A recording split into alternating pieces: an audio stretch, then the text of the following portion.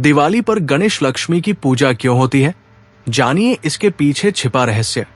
नमस्कार मित्रों, आज मैं आपको एक ऐसी कहानी सुनाने जा रहा हूं जो हर भारतीय के हृदय में बसी है। एक ऐसी कथा जो हर दिवाली की रात जब दीप जलाए जाते हैं तब हमारे घरों में गूंजती है। ये कहानी है गणेश और लक्ष्मी की, दो ऐसे देवताओं की जिन्हें हम दिवाली की रात एक साथ पूजते हैं। लेकिन क्या आपने कभी सोचा है कि क्यों विघ्नहर्ता गणेश और धन की देवी लक्ष्मी को एक साथ पूजा जाता है? इसके पीछे क्या रहस्य छिपा है? आइए चलते हैं उस युग में जब देवता धरती पर विचरण करते थे, जब स्वर्ग और पृथ्वी के बीच का पर्दा बहुत पतला था। ये कथा केवल पूजा पाठ की विधि नहीं है, ये जीवन के गहरे सत्य को उजागर करने वाली एक अद्भुत गाथा है। नमस्कार प्यारे दर्शकों, मैं अर्जुन एक बार फिर आपका हार्दिक स्वागत करता हूं आपके अपने चैनल विद्या ज्ञान सागर में। दोस्तों, आज हम एक नई कहानी और एक नया वीडियो लेकर आपकी सेवा में उपस्थित हुए हैं। आज की कथा अत्यंत ज्ञानवर्धक और प्रेरणादायक है। कथा शुरू करने से पहले आपसे एक विनम्र निवेदन है। शास्त्रों में कहा गया है कि अधूरी छोड़ी गई कथा दुख और पाप का कारण बनती है, इसलिए इसे अंत तक अवश्य सुने। और अगर आप अपनी माँ से सच्चा प्रेम करते हैं तो इस वीडियो को लाइक करें, हमारे चैनल को सब्सक्राइब करें और कमेंट में माँ लिखकर अपना समर्थन दें। तो आइए बिना किसी विलंब के आरंभ करते हैं आज की प्रेरणादायक कथा। बहुत समय पहले की बात है, जब देवताओं का राज्य समृद्धि के शिखर पर था। स्वर्गलोक में हर तरफ वैभव छाया हुआ था। सोने की नगरी, रत्नों से जड़े महल, कल्पवृक्ष जो हर इच्छा पूरी करते थे। देवराज इंद्र अपने ऐरावत हाथी पर विराजमान थे और माता लक्ष्मी अपने कमल के आसन पर विराजित होकर समस्त देवलोक को समृद्धि प्रदान कर रही थी। लेकिन एक बात थी जो माता लक्ष्मी के मन में हमेशा खटकती रहती थी। वो देखती थी कि देवता उनकी पूजा तो करते हैं, उनसे धन मांगते हैं, समृद्धि की कामना करते हैं, लेकिन उनके साथ हमेशा भगवान विष्णु का नाम जुड़ा रहता है। वो विष्णु की पत्नी के रूप में जानी जाती थी, लेकिन उनकी अपनी अलग पहचान कहाँ थी? एक दिन जब सभी देवता देवराज इंद्र की सभा में एकत्रित थे, तब माता लक्ष्मी भी वहां पधारी। उनके आगमन से पूरी सभा प्रकाशमान हो उठी। सभी देवता उनका स्वागत करने के लिए खड़े हो गए।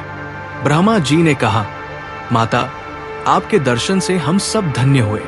आपकी कृपा से ही ये स्वर्गलोक इतना समृद्ध है। लक्ष्मी जी मुस्कुराई और बोली, देवगण, मैं आप सबसे एक प्रश्न पूछना चाहती हूं। जब आप मेरी पूजा करते हैं तो क्या आप सच में मुझे पूजते हैं या केवल धन को? ये प्रश्न सुनकर सभा में सन्नाटा छा गया। कोई भी देवता उत्तर नहीं दे पा रहा था। तब देवर्षि नारद आगे आए और बोले, माता, आप तो साक्षात धन की देवी हैं। धन और आप में कोई अंतर नहीं है। जो आपकी पूजा करता है वो धन की ही पूजा करता है। लक्ष्मी जी के मुख पर हल्की सी उदासी छा गई। वो बोली, नारद, यही तो मेरी पीड़ा है। लोग मुझे केवल धन समझते हैं। वे नहीं जानते कि मैं केवल भौतिक संपत्ति नहीं, बल्कि सात्विक समृद्धि, शुभ लक्षण और जीवन के सभी मंगलकारी तत्वों की प्रतीक हूं। लेकिन सबसे बड़ी बात, लोग ये नहीं समझते कि धन का सही उपयोग कैसे किया जाए। उसी समय धरती पर एक नगर था जिसका नाम था धनपुरी। इस नगर का राजा था धनेश्वर। राजा धनेश्वर अत्यंत धनवान था। उसके राज्य में सोने और चांदी की नदियां बहती थी, हीरे मोती की वर्षा होती थी। ये सब माता लक्ष्मी की कृपा से था। राजा धनेश्वर रोज लक्ष्मी जी की पूजा करता था, लेकिन उसकी पूजा में भक्ति नहीं थी, केवल लोभ था।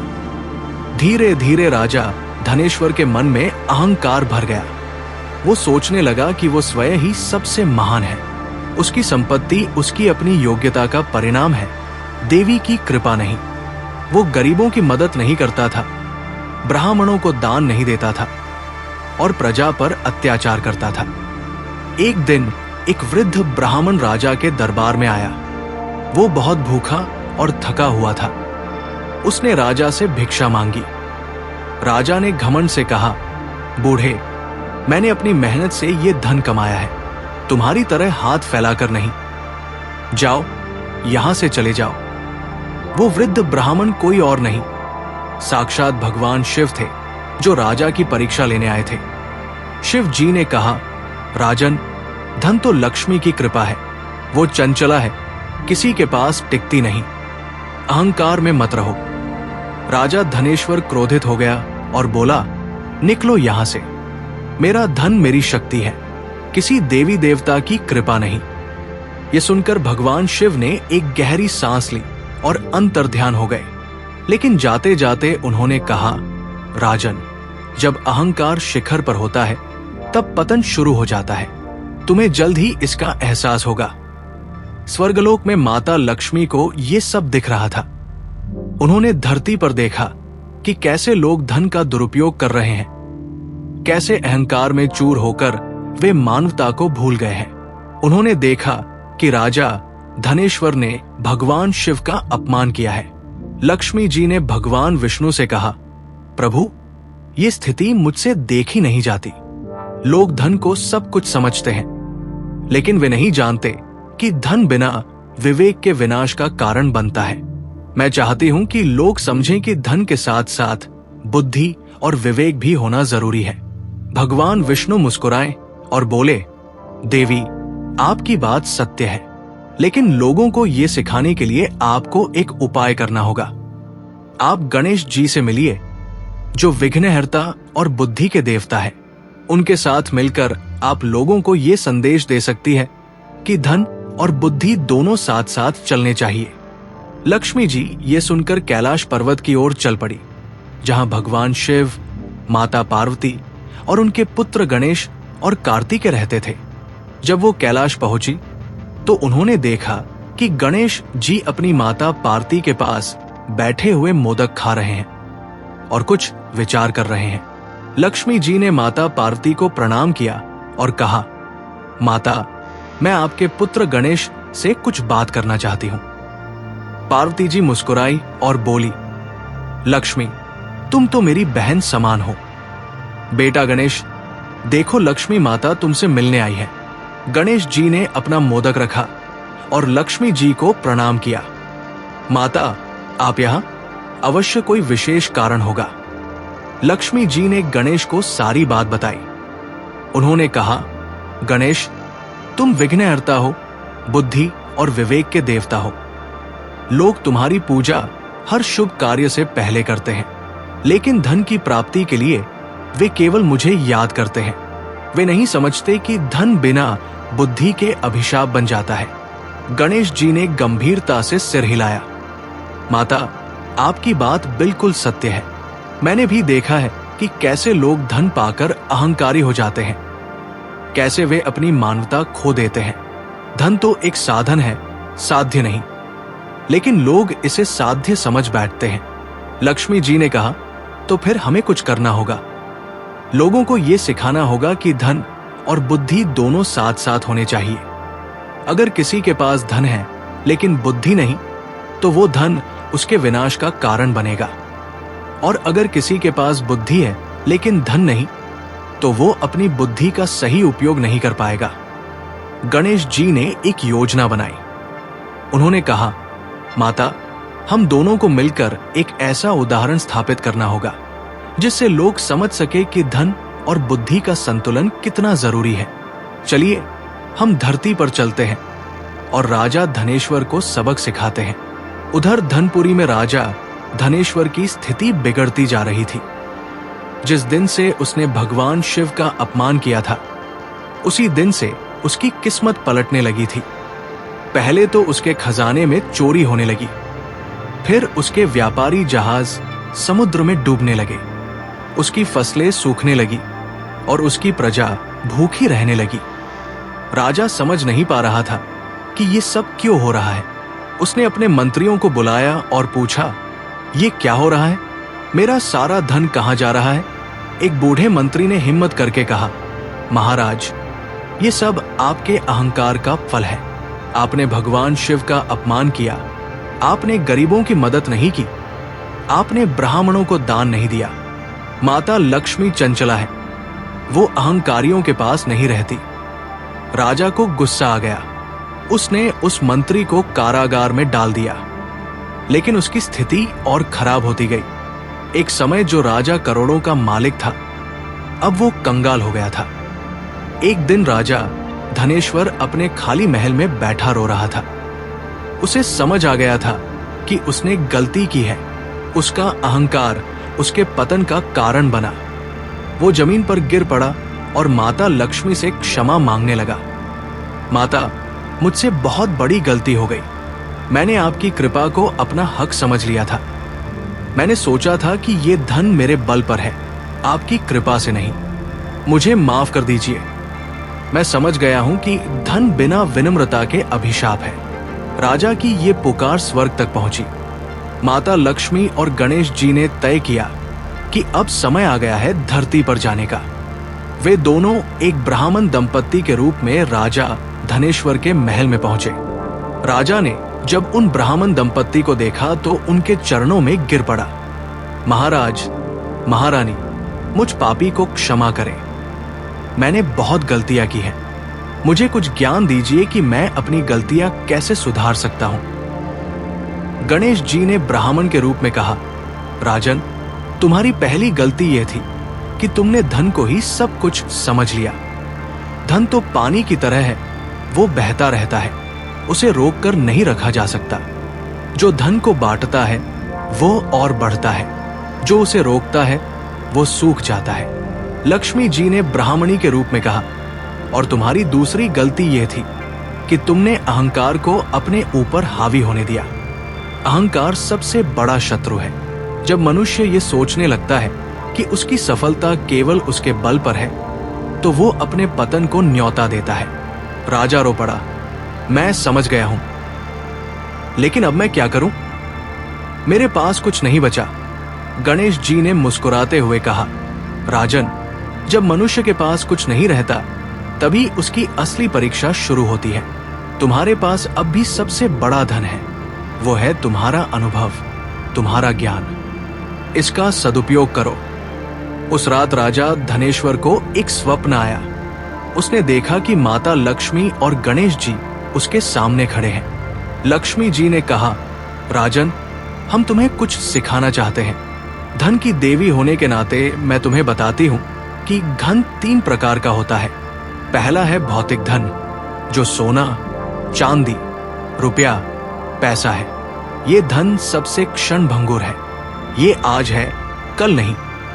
दूसरा है सांस्कृतिक धन, जो तुम्हारे संस्कार, तुम्हारी शिक्षा, तुम्हारी परंपराएं हैं। ये धन तुम्हारे बच्चों को विरासत में मिलता है। और तीसरा है आध्यात्मिक धन, जो तुम्हारे कर्म, तुम्हारी भक्ति, तुम्हारा त्याग है। ये धन तुम्हारे साथ जन्म जन्मांतर तक जाता है। लोग केवल पहले धन के पीछे भागते हैं और दूसरे और तीसरे को भूल जाते हैं। यही उनकी सबसे बड़ी गलती है। फिर गणेश जी आगे आए और बोले, राजन, मैं विघ्नहर्ता हूं। लेकिन क्या तुम जानते हो कि विघ्न क्या होता है? विघ्न केवल बाहरी बाधाएं नहीं है। सबसे बड़े विघ्न हमारे मन में होते हैं। अहंकार, लोभ, मोह, क्रोध, ईर्ष्या, ये सब विघ्न है। जब तक इन विघ्नों को नहीं हटाया जाता, तब तक कोई भी धन टिक नहीं सकता। इसलिए लोगों को चाहिए कि जब वे धन की कामना करें, तो पहले मेरी पूजा करें, ताकि उनके मन के विघ्न दूर हो जाएं, उनकी बुद्धि शुद्ध हो जाए। और फिर जब वे माता लक्ष्मी की पूजा करें, तो उन्हें सच्चा और स्थायी धन प्राप्त हो। राजा ने पूछा, लेकिन प्रभु, ये सब लोगों को कैसे समझाया जाए? लक्ष्मी जी ने मुस्कुराते हुए कहा, इसीलिए हमने एक विशेष दिन का चयन किया है।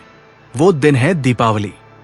ये वो दिन है जब अंधकार पर प्रकाश की विजय होती है, जब बुराई पर अच्छाई की जीत होती है।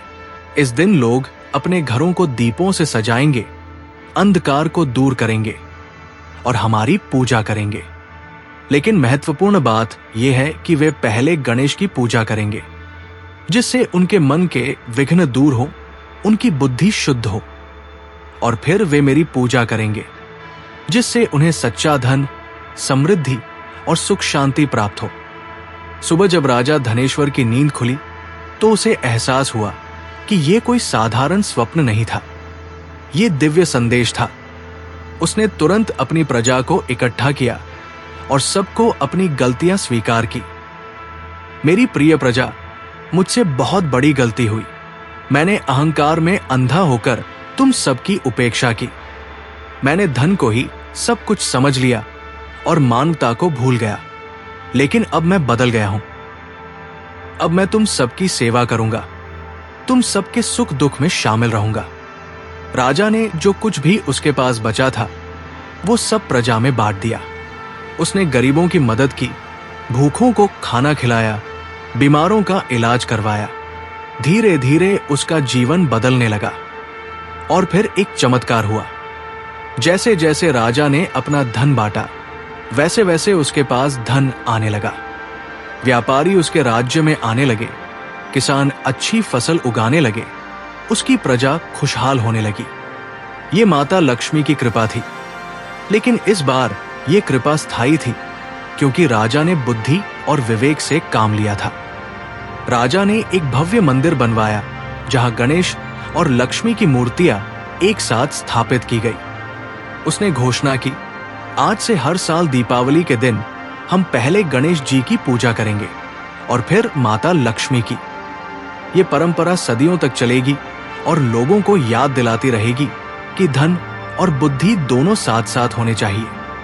उस दिन से ये परंपरा शुरू हुई। हर दीपावली पर लोग पहले गणेश जी की पूजा करते हैं और फिर लक्ष्मी जी की। लेकिन इस परंपरा के पीछे एक गहरा अर्थ है, जिसे हम अक्सर भूल जाते हैं। गणेश जी की पूजा इसलिए की जाती है क्योंकि वो विघ्नहर्ता है। जब हम उनकी पूजा करते हैं तो हम अपने मन के विघ्नों को दूर करने की प्रार्थना करते हैं। हम अपने अहंकार, लोभ, मोह, क्रोध को त्यागने की शपथ लेते हैं। हम अपनी बुद्धि को शुद्ध करते हैं, अपने विचारों को सकारात्मक बनाते हैं। तो मित्रों, ये थी गणेश और लक्ष्मी की कहानी। ये थी दीपावली के रहस्य की कहानी। लेकिन याद रखिए, हर दीपावली पर जब आप दीप जलाते हैं तो आप इस कहानी को आगे बढ़ा रहे होते हैं। हर बार जब आप गणेश और लक्ष्मी की पूजा करते हैं तो आप इस परंपरा को जीवित रख रहे होते हैं। हर बार जब आप अपने बच्चों को ये कहानी सुनाते हैं तो आप इस ज्ञान को अगली पीढ़ी तक पहुंचा रहे होते हैं। ये कहानी आज यही समाप्त होती है, लेकिन इसका संदेश अनंत है। ये संदेश पीढ़ियों से चला आ रहा है और पीढ़ियों तक चलता रहेगा, क्योंकि ये केवल एक कहानी नहीं है, ये जीवन का सत्य है। ये मानवता का संदेश है। ये प्रेम, करुणा और संतुलन का संदेश है। तो आइए, इस दीपावली पर हम सब मिलकर संकल्प लें कि हम इस संदेश को अपने जीवन में उतारेंगे। हम बुद्धि और धन दोनों को साथ लेकर चलेंगे। हम संतुलित जीवन जिएंगे। हम न केवल अपने लिए बल्कि पूरी मानवता के लिए, पूरी सृष्टि के लिए काम करेंगे। क्योंकि जब एक दीप जलता है तो वो अकेला नहीं रहता, वो दूसरे दीपों को भी जलाता है। और जब हजारों दीप एक साथ जलते हैं तो पूरा संसार रोशन हो जाता है। यही दीपावली का सच्चा अर्थ है। यही गणेश और लक्ष्मी की पूजा का गहरा रहस्य है। शुभ दीपावली। आप सबका जीवन दीपों की तरह उज्जवल हो। आप सबके घर में सदा सुख शांति और समृद्धि का वास हो। गणेश जी आपके सभी विघ्नों को दूर करें। माता लक्ष्मी आपको सदा अपना आशीर्वाद दे। ओम गणपत्ये नमः। ओम श्री महालक्ष्म्ये नमः।